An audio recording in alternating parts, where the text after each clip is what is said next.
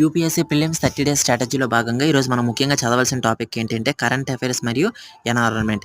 Day 5లో మనం ముఖ్యంగా చదవాల్సిన టాపిక్ బయోడైవర్సిటీ అండ్ కన్జర్వేషన్ని ఎన్విరాన్మెంట్ నుంచి మనం చదువుదాం.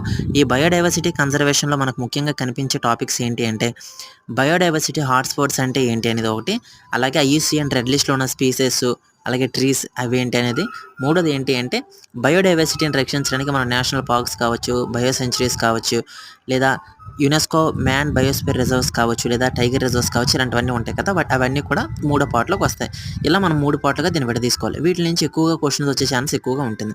అయితే బయోడైవర్సిటీ హాట్స్పాట్స్గా ఒక ప్రాంతాన్ని గుర్తించాలంటే బయోడైవర్సిటీ ఎలాంటి పరిస్థితులను కలిగి ఉంటే, ఒక ప్రాంతం ఎలాంటి పరిస్థితులను కలిగి ఉంటే దాన్ని బయోడైవర్సిటీ ప్రాంతంగా గుర్తిస్తారు అనేది చూడాలి.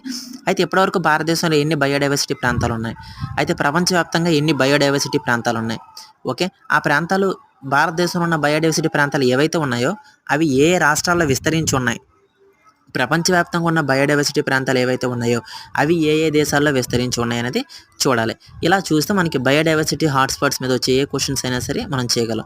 ఆ తర్వాత మనం చూసుకుంటే ఐయుసిఎన్ రెడ్ లిస్ట్లో ఉన్న స్పేసెస్ గురించి చూడాలి. అసలు ఐయుసిఎన్ రెడ్ లిస్ట్లోని లాస్ట్ కన్సర్న్ అంటే ఏంటి, క్రిటికల్ ఎంగ్రేజ్డ్ అంటే ఏంటి, థ్రెడ్ అంటే ఏంటి అనేది మనం ఒకసారి చూడాలి. ఆ తర్వాత మనం ముఖ్యంగా ఐయుసిఎన్ రెడ్ లిస్ట్లో చూడాల్సిన టాపిక్స్ ఏంటి అంటే క్రిటికల్లీ ఎంగ్రేజ్డ్ స్పీసెస్ అంటే ఏంటి, అసలు ఈ క్రిటికల్లీ ఎంగ్రేజ్డ్ స్పీసెస్ ఎక్కడెక్కడ ఎక్కువ ఉన్నాయి, ఓకే, అవి ఏ దేశాలు ఎక్కువగా మనకు కనిపిస్తాయి. భారతదేశంలో అయితే కనుక మనం ముఖ్యంగా గుర్తుపెట్టుకోవాలి ఏ స్టేట్లో ఉన్నాయని, లేదా ఏ నేషనల్ పార్క్స్లో మనకు కనిపిస్తాయని, లేదా మనకి ఎలా ఏ బయోస్పియర్ రిజర్వ్స్లో ఉన్నాయని, లేదా దాని మీద ఏదైనా కొత్తగా ప్రాజెక్టులు చేపట్టారా, లేదా ఇప్పటివరకు దాని మీద ఎన్ని ప్రాజెక్టులు చేపట్టారు అని ఇలాంటి విషయాలన్నింటినీ మనం తప్పకుండా చూసుకోవాల్సి ఉంటుంది. అంతేకాకుండా ఎండేంజర్డ్ స్పీసెస్ను కూడా మనం ముఖ్యంగా చూసుకోవాలి. ఎందుకంటే ఎక్కువ క్వశ్చన్స్ ఈ రెండింటి మీద వస్తాయి. అయితే క్రిటికల్లీ ఎంగ్రేజ్లో వస్తాయి, లేదా ఎండేంజర్డ్లో నుంచి వస్తాయి. అయితే ఈ ఎండేంజర్డ్లో నుంచి ఉన్న వాటి మీద ఎక్కువగా మనం ప్రాజెక్టులు చేపట్టాం. ప్రాజెక్ట్ ఎలిఫెంట్ కావచ్చు, ప్రాజెక్ట్ టైగర్ కావచ్చు, ఓకే, ఇవి.